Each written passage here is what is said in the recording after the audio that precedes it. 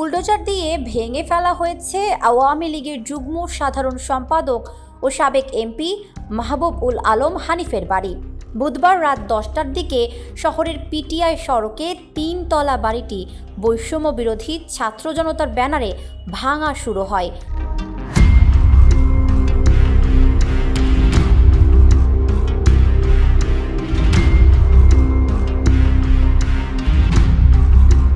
শেখ হাসিনার ভাষণ দেওয়ার ঘোষণায় বুধবার রাত থেকে ধানমন্ডি 32 সহ দেশের বিভিন্ন জায়গার স্থাপনায় হামলা শুরু হয়। রাতে কুষ্টিয়া শহরের উপজেলা মোড় থেকে একটি মশাল মিছিল নিয়ে হানিফের বাড়ির সামনে আসে বিক্ষুব্ধরা।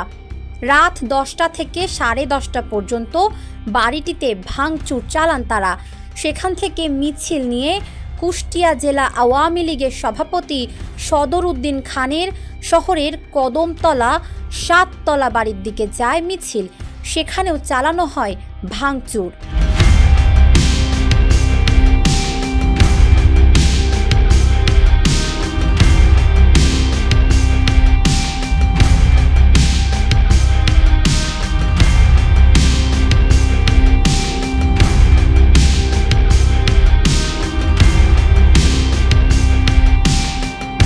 বুধবার রাতে হানিফের বাড়িতে ভাঙচুরের জন্য আনা হয় বুলডোজার। সেটি দিয়ে প্রথমে বাড়ির প্রধান ফটক ও সীমানা প্রাচীর গুঁড়িয়ে দেওয়া হয়। এ সময় শেখ হাসিনা ও আওয়ামী লীগের বিরুদ্ধে নানা ধরনের স্লোগান দেওয়া হয়।